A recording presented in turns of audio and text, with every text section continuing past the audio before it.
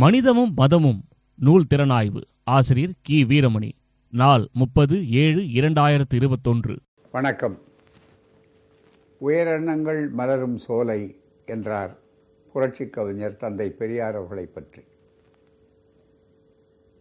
தந்தை பெரியார் அவர்கள் ஒப்பற்ற மனிதநேயர். அதோடு அவர் ஒரு சுதந்திர சிந்தனையாளர். எந்த புத்தகத்தை படித்தும் தன் கருத்தை உருவாக்கி கொண்டவர் அல்ல. எந்த தத்துவங்களை ஆராய்ச்சி செய்து அதன் மீது தன்னுடைய கருத்தை எழுப்பியவரும் அல்ல.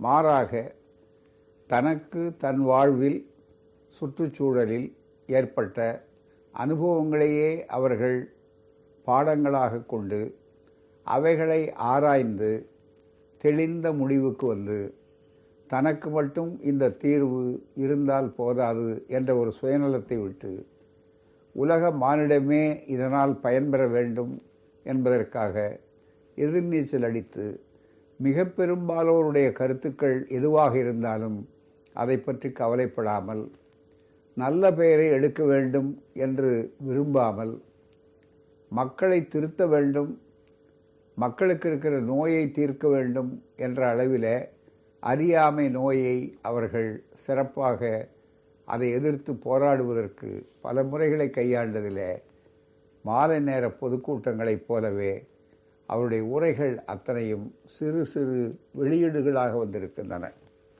பெரிய வெளியீடுகளை வெளியிட்டு ஆய்வு புத்தகங்களை அரங்கங்களிலே அரங்கேற்றுவதற்கு பதிலாக மக்கள் மன்றத்திலே சாதாரணமாக பேசி அவைகளையெல்லாம் 2 நாட்களுக்கும் 4 நாட்களுக்கும் 8 நாட்களுக்கு உள்ளாக மக்கள் மத்தியிலே பிரச்சாரத்தை பரப்பி செய்த ஒரே தலைவர் இந்தியாவில், ஏன் உலகத்தில் தந்தை பெரியாரை தவிர வேறு கிடையாது. விசித்திரமான ஒரு தலைவர். உரைகளை கேட்கும்போது, ஏனென்றால் இன்றைக்கு இளைஞர்கள் பெரியாரை பார்க்காத சமுதாயத்தவர்கள், அவர்களுக்காக பெரியாரை உங்கள் கண்முன்னால் நிறுத்த வேண்டுமானால் மாலை நேர பொதுக்கூட்டங்கள் அவருடைய வகுப்பறைகள் என்று பேராசிரியர், அவர்தான் முதல் பேராசிரியர் என்று அண்ணா அவர்கள் சொன்னதற்கு இறங்க மாலை நேரத்தில் ஐயா அவர்கள் கூட்டத்திற்கு வந்தாலும் அல்லது வேறு அரங்கங்களிலே சென்றாலும் அவருடைய உரைகள் என்பது எளிதாகவும் எல்லா தரப்பு மக்கள், படித்தவர்கள் படிக்காதவர்கள், பிடித்தவர்கள் பிடிக்காதவர்கள் எல்லோருக்குமே அது ஈடுபாடு கொள்ளக்கூடியதாக இருக்கும். அந்த வகையில் மனிதனும் மதமும் என்ற இந்த நூல் 8வது பதிப்பாக இது வந்திருக்கிறது. இது பச்சையப்பன் கல்லூரியிலே, சென்னை பச்சையப்பன் கல்லூரியிலே தந்தை பெரியார் அவர்கள் நிகழ்த்திய ஒரு உரை. அந்த உரையில் எவ்வளோ அழகாக சொல்லுகிறார்கள், அவர்கள் எப்படி ஒரு தலைப்பை அணுகுகிறார்கள் என்பது இருக்கிறத, அதுவே மிக தனித்தன்மை வாய்ந்த ஒன்றாகும். அதனால்தான் அவர் 1000 ஆண்டனும் மூதாட்டி, அவர் அணிந்திராத அடியாவார், அறிந்திராத அறிவாவார் என்று புரட்சி கவிஞர் அவர்கள் மிக அழகாக எடுத்து சொன்னார்கள். அந்த வகையில் நண்பர்களே, மனிதனும் மதமும் என்ற தலைப்பு கொடுத்த நேரத்தில் அவர்கள் அதை எப்படி அணுகுகிறார்கள்? மனிதன் என்றால் என்ன, மதம் என்றால் என்ன? இந்த அடிப்படையில் ஒரு சமூக விஞ்ஞானமாக பெரியாருடைய உரைகள் இருக்கும். விஞ்ஞானி எப்படி காரணகாரியங்களை வைத்துக்கொண்டு ஏன் எதற்கு என்று ஆய்வதற்கு என்ன அனுபவங்களை கொண்டிருக்கிறார்களோ, ஆதாரங்களை தேடி பிடிக்கிறார்களோ, அதுபோல தந்தை பெரியார்களுடைய உரை இருக்கும். அந்த வகையில் ரொம்ப அழகாக இரண்டையும் புரியாமல் குழப்பிக் கொண்டிருந்தோமே ஆனால் இந்த பேச்சு நமக்கு நேரக்கேடாய் போய்விடும். அதனால் மதமா மனிதனான்னு எதையோ போட்டு போடக்கூடாது. மதம் என்றால் என்ன, மனிதன் என்றால் என்ன, இந்த கேள்விக்கு பதில் சொல்கிறார். மனிதன் என்பது உலகில் உள்ள ஜீவ பிராணிகளை போன்ற ஒரு ஜீவன் என்று பொதுவாக கருதப்பட்டாலும் மற்ற எல்லா ஜீவ பிராணிகளிடமிருந்தும் பிரித்து தனித்து வைக்கப்பட்ட ஜீவன் மனிதன் என்பவன். எப்படி என்றால், ஜீவ பிராணிகள் எல்லாவற்றுள்ளும் மனிதனை மாத்திரம் பிரிப்பது என்பதற்கு என்ன அவசியம் என்று சிந்தித்தால், மற்ற எல்லா ஜீவ பிராணிகளையும் விட மனிதனுக்கு மாத்திரம் கொஞ்சம் அறிவு சிறப்பு இருக்கிறது. அதாவது அறிவு என்பதில் மனிதனுக்கு மாத்திரம் அதிகம் என்று சொல்லத்தக்க வண்ணம் உள்ளது. அதாவது சிந்திக்கிற தன்மையில் சிந்தனை சக்தி சிறப்பாக உள்ளது, பகுத்தறிவு இருக்கிறது. பகுத்தறிவு என்பதற்கு ஒரு புது விளக்கம் சொல்றாரு. இதுல என்னன்னா சிந்தனை சக்தி. பகுத்தறிவுனா என்னன்னு கேட்டா இதுவரையில யாரும் சொல்ல முடியாது. பகுத்தறிவுனா பகுத்தறிவு தாங்க, பகுத்து அறிதல் அப்படின்னு வேணா விளக்கம் சொல்லி பகுபதங்கள் சொல்லுவார்கள். ஆனால் ஐயா அவர்கள் ரொம்ப அழகாக பகுத்தறிவுன்னா என்ன அப்படின்னு சொல்லும்போது ரொம்ப தெளிவாகவே பகுத்தறிவு என்பது இருக்கிறத சிந்தனை, அதுதான் அந்த சிந்திக்கிற தன்மை, சிந்தனை சக்தி சிறப்பாக உள்ளது. பகுத்தறிவு என்பது சிந்தனை சக்தி, சிந்திக்கணும். மிருகங்களுக்கு சிந்திக்க தெரியாது, மனிதனுக்கு மட்டும்தான் சிந்திக்க தெரியும், அதுதான் பகுத்தறிவு. ஆகவே பகுத்தறிவு கொண்டு சிந்திப்பவனே மனிதன். மற்றவர்கள் பகுத்தறிவை பயன்படுத்தலைன்னா அவன் உருவத்துல மனிதனே தவிர மற்றது தன்மையால், மனித தன்மையால், மனிதனுக்கு இருக்க வேண்டிய இலக்கண தன்மையால் அவன் மனிதனே அல்ல. ரொம்ப ஒகிதான் மனிதன். அதுக்கு அடுத்தது மதம் என்றால் என்ன அதுக்கு சொல்றார். மதம் என்பதை பலவிதமாக சமயத்திற்கு தகுந்தபடி சொல்வார்கள், பொருள் சொல்வார்கள் மதக்காரர்கள். மதம் என்றால் நாம் எதை மதம் என்று கருதி இங்கு நாம் பேசுகிறோம் என்று முடிவு செய்ய வேண்டும். இங்கே நாம் மதம் என்பது மனித வாழ்விற்காக, மனிதன் நடந்து கொள்ள வேண்டியதற்காக, மனிதனுடைய முடிவான லட்சியத்தை அடைய வேண்டியது என்பதற்காக ஏற்பாடு செய்யப்பட்ட சில விதிகள், அவ்வளவுதான். எண்ணங்கள் என்பதாக சொல்லலாம். அது ஒன்றல்ல பலர். மதம் என்பது பழமையானது, அதற்கு நிபந்தனை அது மாற்ற முடியாதது, மறுக்க முடியாதது, மறுக்க கூடாதது என்பதாகும். இந்த மதம் இருக்க அதுல மறுக்க கூடாதது, மாற்ற முடியாதது, மறுக்க கூடாதது என்று அவர்கள் சொல்லுகிறார்கள். இல்ல, இந்த மறுக்க கூடாதது என்று சொல்லும்போது ஒரே ஒரு செய்தி, அறிவுக்கு வேலை கொடுக்காதே, நம்பு. அறிவியல் என்பது கேள்விகள், நம்பாதே, இது அறிவியல். ஆதாரத்தை தேடு, அது மட்டும் முடிந்த முடிவு என்று வராதே. இன்றைய முடிந்த முடிவு நாளைக்கு கேள்விக்குள்ளானால் இது தவறு என்று ஆக்கப்படும். விஞ்ஞானம் அதுதான் வளர்ச்சி. வளர்ச்சி எப்போது வரும் என்று சொன்னால் நேற்றைய பழமை இன்றைக்கு புதுமை, அப்பதான் வளர்ச்சி வரும். பகுத்தறிவுடைய பலனே, சிந்தனா சக்தியினுடைய பலனே வளர்ச்சி. வளர்ச்சி இல்லாத ஒரு சமுதாயம் இருக்கிறது என்றால் அது தேக்கம். அந்த தேக்கத்தை வலியுறுத்துவதுதான் நம்பு, நம்பு, கேள்வி கேட்காதே. நான் கேள்வி கேட்கலன்னா இதெல்லாம் வராது. ஏன், எதற்கு என்று மேல மேல மேல கேள்வி கேட்டு சிந்தித்ததனுடைய விளைவுதான் வளர்ச்சியை. இல்லையானால் இத்தனை கருவிகள், இத்தனை அறிவியல் வளர்ச்சிகள், இது அத்தனை வந்திருக்காது. மதம் ஆனா இதுல ஒரே ஒரு இதுதான் உலகத்துல நாம் பார்த்ததில்ல, புத்தர், பௌத்தம். அது மதம் அல்ல உண்மையில, அது வாழ்க்கை முறை. அதை மதமாக்கிட்டார்களே தவிர பின்னால வந்தவர்கள் அவரே கடவுளாக்கி அவருடைய அவதாரமாக்கி எல்லாம் ஆக்கினார்களே தவிர, பௌத்தம் சமணம் என்று சொல்லக்கூடிய சமணம், அதுல கூட கொஞ்சம் இதா இருந்தாலும் பௌத்தம் பகுத்தறிவு. முன்னோர்கள் சொன்னார் என்பதற்காக நடக்காதே, முன்னோர்கள் எழுதினார் என்பதற்காக அதை நம்பாதே, முன்னோர்கள் நடந்தார் என்பதற்காக பின்பற்றாதே. சொன்னார்கள், எழுதினார்கள், நடந்தார்கள் என்று சொல்லாதேன்னு சொல்றதுக்கு அறிவியல். எல்லாத்தையும் பார்த்தீங்கன்னா அறிவியல், வாழ்க்கை முறை. அது ஒன்றும் விதிவிலக்கு. அதனால அதை இதில் சொல்லக்கூடாது. மற்றதில் சொல்லும் போது அதை விட்டுட்டு மதம் என்று சொல்லி அதையும் சேர்த்து இந்து மதம் சொல்றதில்ல, அதை அணைச்சி அவரை ஒன்றும் இல்லாமல் ஆக்கி அவதாரமாக்கி அப்படியே உட்கார வச்சு விட்டார்கள். அந்த அளவிற்கு வரும்போது இங்கே சொல்லுகிறார்கள், மரபிலிருந்த கற்பனைகள், அதாவது மதம் இயற்கைக்கு மாறுபட்டது. பெரும்பாலாக எல்லா மதத்தின் நடவடிக்கைகளும் இயற்கைக்கு விரோதமாக இருக்கும். ஆனால் மத கட்டளைப்படி மனிதன் நடந்து கொள்ள வேண்டியது அதற்காகத்தான் ஏற்பட்டது. இவைகளெல்லாம் கட்டளையாக்கப்பட்டது என்று சொல்லப்படுமானால் அது ஒன்றுக்கொன்று ஒற்றுமையா இருக்காது. எல்லாரும் ஒவ்வொரு மனிதனுக்கும் ஒவ்வொரு கொள்கை. ஒரு மதக்காரன் மதத்தில் ஏற்பட்ட கடவுளை பார்ப்போம். ஒரு மதக்காரன் ஒரு கடவுளுங்கிறான், ஒரு மதக்காரன் 100 கடவுள் உண்டுங்கிறான். மற்றொருவன் 1000 10,000 கடவுள் என்பார், எண்ண தொலையாது என்பான் சமயத்தில். இன்னொரு மதக்காரன் கடவுளுக்கு உருவமே கிடையாது என்று கூறிவிடுவான். மற்றொரு மதக்காரன் கடவுளுக்கு ஒரு தலை, 2 தலை, 5 தலை, 2 கை, 4 கை, 10 கை, 12 கை, இப்படி சொல்லுவான். ஒரு மதக்காரன் கடவுளுக்கு ஒன்றுமே வேண்டாம்னா, இன்னொரு மதக்காரன் கடவுளுக்கு 5 வேளை 6 வேளை சோத்த படைக்கணும்பா. ஒரு மதக்காரன் கடவுளுக்கு கடவுளுக்கு பெண்டு பிள்ளை தேவையில்லை என்பான். இன்னொரு மதக்காரன் ஒரு பெண்டாட்டி, 2 பெண்டாட்டி, 10 பெண்டாட்டி, வருடத்துக்கு ஒரு வருடம் பெண்டாட்டி இப்படி கட்டிக்கொண்டே வருவான். எவ்வளவு வேடிக்கை சொல்ற. ஒரு மதக்காரன் கடவுளுக்கு ஒழுக்கம்தான் பிரதானம்னு சொல்லுவான். இன்னொரு மதக்காரன் கடவுளுக்கு வைப்பாட்டி இல்லாவிட்டால் காரியம் கெட்டு போய்விடும் என்று ஒவ்வொரு கடவுளுக்கும் வைப்பாட்டி கூட்டி வைப்பான். கடவுள் ஒழுக்கமாக நடந்து கொண்டதென்பான் ஒரு மதக்காரன். இன்னொரு மதக்காரன் கடவுள் இன்னொருத்தன் பெண்டாட்டியை போய் கையை பிடித்தெடுத்தான் என்பான். சிரிப்பதற்காக நான் சொல்லவில்லை, நம் மத அமைப்பு எப்படி இருக்கிறது என்பதற்காக உங்களுக்கு சொல்லுகிறேன். ஒரு மதக்காரன் கடவுள் வகரணையே வடிவானவன்பா. இன்னொரு மதக்காரன் 1000 பேரை கொன்றது எங்கள் கடவுளம்பா. 2000 பேரை கொண்டு விட்டது, ஒழிச்சது, கிழிச்சது எல்லாம் நிறைய கடவுள் என்று அவ்வளவு சக்தி வாய்ந்தது என்று சொல்லுவார்கள். ஆகவே மனிதனை மடமையில் ஆழ்த்துவதற்காகத்தான் மதம் ஏற்பட்டது. அதுதான் மிக முக்கியம். அந்த மதத்தினாலே ஏற்பட்ட பயன் என்ன? மதத்தினால ஒழுக்கம் ஏற்படும் அப்படின்னு சொல்றதுக்கு ஏதாவது இடம் உண்டா அப்படின்னு கேட்டுவிட்டு தந்தை பெரியார் சொல்றார்.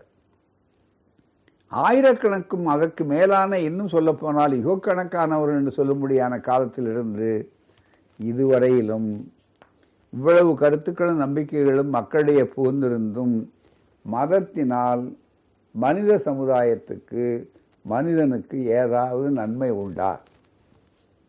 எவனாவது மதத்தையோ கடவுளையோ காரியத்திலோ, ஆங்கிலத்திலே தான் சரியான வார்த்தை பிராக்டிக்கல் என்கிறார்களே, எவனாவது நம்புகிறானா?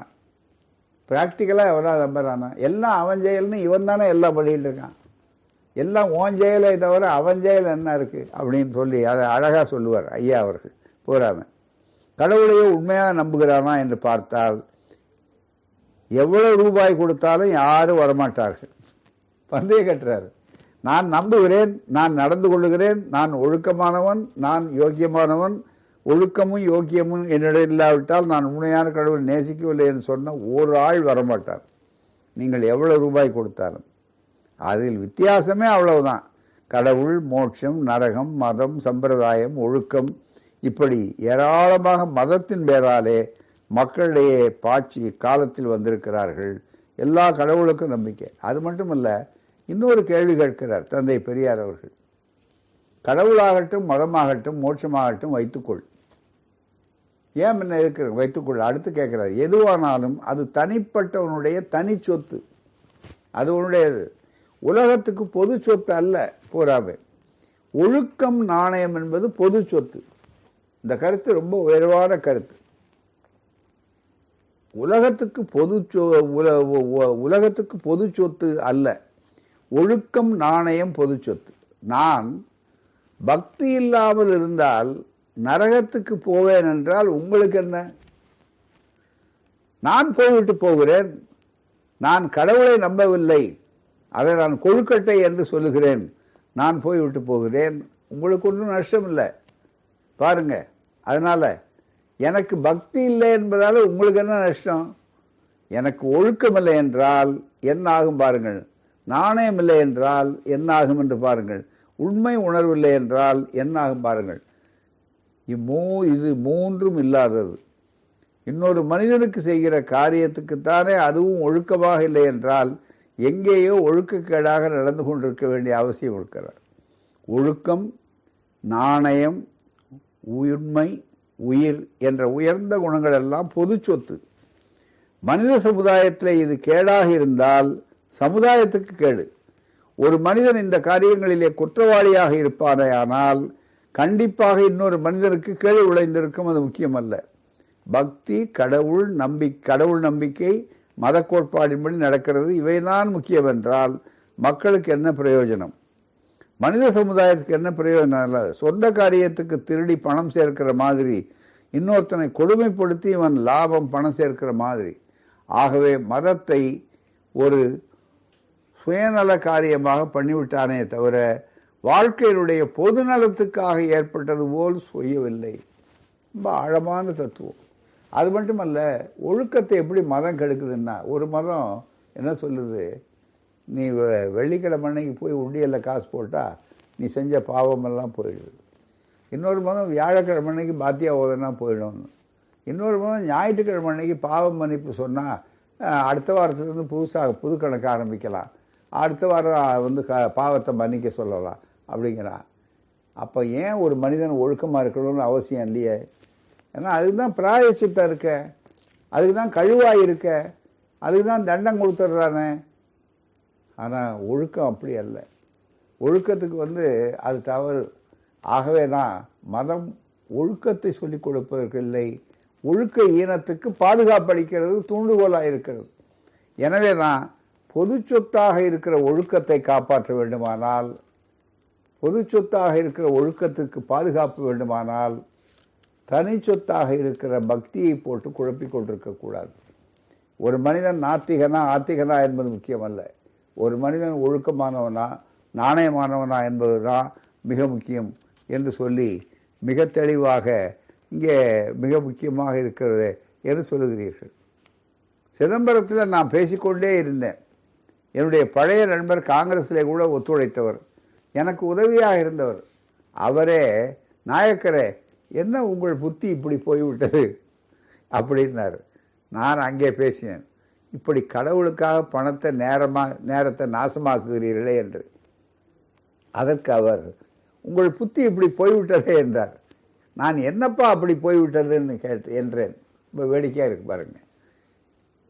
என்னங்க சாமியை கல்லுங்கிறீங்களே, சாமியை கல்லுங்கிறீர்களே, நாங்களா அதை சொல்ல தகுந்தது நீங்களா அதை சொல்ல தகுந்தது என்றார். இப்போ என்னப்பா கெட்டு போச்சு, பாரேன் உனக்கு காட்டுகிறேன் என்றார். சரி வா போகலாம் என்றார். எல்லோரும் சிரித்தார். அப்படி சொன்ன உடனே சட்டென்று எழுந்து, வாப்பா போகலாம், நான் காட்டுறேன், கல்லா அல்லது அது என்னன்னு நீயே தான் சொல்ல. பக்கத்தில் இருக்கிற ஒரு பத்திரிகை நிருபர் வான்னு கூப்பிட்ட உடனே எல்லோரும் சிரித்து விழிக்கிறார். அவர் சொல்லுகிறார், இது கல் என்றாலும் அதுக்கு மந்திர சக்தி ஏற்றுக்க தெரியுமா என்றார். கல் தான் இருந்தாலும் மந்திர சக்தி ஏற்றுக்குன்னு சொன்னாராம். என்னப்பான்னு கேட்டேன். அது கல்லாக தான் இருந்தது, இப்போ மந்திர சக்தி ஏற்றிய உடனே கடவுளாக போய்விட்டதுன்னு சொன்னார். அடே அப்பா, கல்லுக்கு மந்திர சக்தி ஏற்றி அதை கடவுளாக்குற சக்தி உன் மந்திரத்துக்கு இருக்கிறது என்றால், இந்த மனிதனை மனிதனாக்கி அதை தொடுவதற்கு ஒரு உரிமை வாங்கி கூடன்னு பார்க்கலாம். அந்த மந்திர சக்தியினால கல்லு ஒன்றுமே என்று அதுக்கு ஒன்றுமே கிடையாது.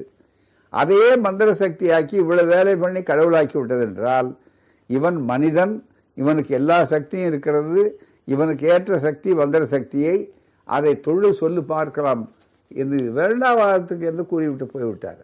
இவ்வளவுதான் அதுக்கு பதில் சொல்ல முடியும். சாதாரண மக்களை சுலபமாக ஏய்த்து விட முடியும். எவ்வளோ அழகாக சொன்னார் பாருங்க. கேள கல்வை வேற ஒன்றும் வேண்டாம், அதை நீ அவனை கீழ் ஜாதிக்காரனா மேல் ஜாதிக்காரனாக்கு, அவனுக்கு ஆக்கு, அவனை சந்தர்ப்பத்துக்கு என்று கேட்டார். ஆகவே மதம் என்பது இருக்கிறத, அது விஞ்ஞானத்துக்கு எதிரானது, அறிவியலுக்கு எதிரானது. வெறும் நம்பு என்று சொல்வது. மதத்தின் மூலம் மனிதன் அறிவது என்ன? இத்தனைக்கு மதத்திலிருந்து தெரிந்து கொள்ள வேண்டிய சங்கதி ஒன்றும் கிடையாது. மனிதனுடைய வாழ்வுக்கு, மனிதனுடைய வளர்ச்சிக்கு, சுற்றுச்சார்பு உலகம் இருக்கிற நிலைமைக்கு மதத்திலே இருந்து நம் வாழ்வை சற்றுச்சார்பு தன்மையை வளர்த்து கொள்ளக்கூடிய சங்கதி மதம் என்கிறதுலே ஒன்றுமே இல்லை. நம்மை பொறுத்தவரை நாமெல்லாம் தமிழர்கள். இந்த நாடு தமிழ்நாடு. தமிழருக்கு மதமே இல்லை, நமக்கு மதமே இல்லை என்ற அந்த சொல், ஏனென்றால் அந்த சொல் நம் சொல் அல்ல. பெரியார் எப்பவுமே ஒரு சொல்லை பற்றி சொல்லும்போது, இது அந்நிய சொல்லா நம்முடைய சொல்ல, பொருள் நம்ம சொல்ல. அதுதான் காஃபி அப்படின்னு சொல்லும்போது நமக்கு என்ன தெரியுது?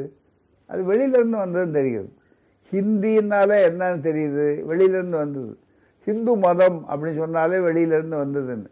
ஆகவே இந்த பெயர்லையே தமிழில் தனித்தமிழில் இருக்குமே, ஆனால் அது நமக்கு மிக தெளிவாக இருக்கு, கலப்படம் இல்லாத. ஆகவே தான் அவருடைய பட்டறிவு, அவருடைய சுதந்திர சிந்தனை என்பது ரூட், வேருக்கு போ. அந்த செய்தி இருந்தால் அந்த மொழியில் இருக்குமா இல்லையா? மதத்துக்கு என்ன அந்த மொழியில் பேர் என்ன? அதுக்கப்புறம் ரொம்ப கஷ்டப்பட்டு என்ன பண்ண, சமயம்னு. இந்த சமயம்ங்கிறதுக்கு ஒன்றுமே இல்லை நமக்கு. சமைத்தல் அப்படின்னா என்ன அர்த்தம்? உருவாக்குதல் அப்படின்னு அர்த்தம்.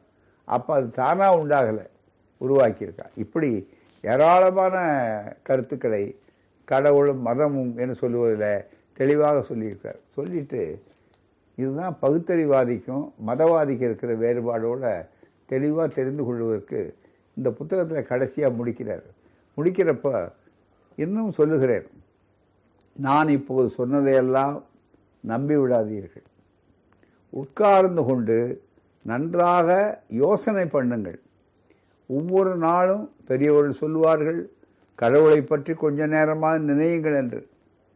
நீங்கள் எந்த நேரமாவது நினைத்து விட்டு போங்கள். கொஞ்ச நேரம்னா நீ எந்த நேரம் வேணாலும் நினைத்து விட்டு போங்கள். ஆனால் அறிவை பற்றி கொஞ்ச நேரமாவது நினையுங்கள். எல்லாரும் இதுவரையில் என்ன சொன்னா, கடவுளை நினைங்க கடவுளை நினைங்க.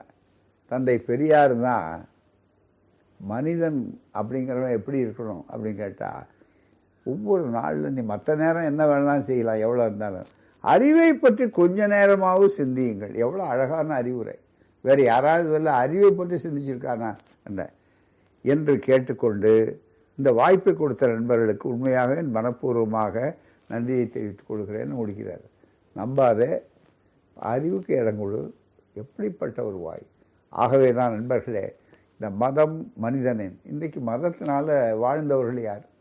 இதுவரையில் மதத்துக்குனால இரத்த சிந்தனதை தவிர, உயிர் கொலைகளை தவிர, பலிகளை தவிர, மதத்தினால மனித சமுதாயம் மிகப்பெரிய லாபம் அடைந்தது சொல்வதற்கு ஒழுக்கம் காப்பாற்றப்பட்டிருக்கிறதா, அறிவு வளர்ந்திருக்கிறதா, சுதந்திர சிந்தனை பெருகி இருக்கிறதா, நாடு வளர்ந்திருக்கிறதா? மதவெறியற்றவர்கள் மனிதர்களாக வாழுகிறார்கள். மதம் பிடித்தவர்கள் வெறியர்களாக இருக்கிறார்கள். இதுதான். ஆகவேதான் மனிதன் என்று சொன்னால் அவனுக்கு மதம் இன்றியமையாதல்ல, ஒழுக்கம் இன்றியமையாதது என்பதை வலியுறுத்துகிறார்கள். படியுங்கள், பயன்பெறுங்கள். நன்றி, வணக்கம்.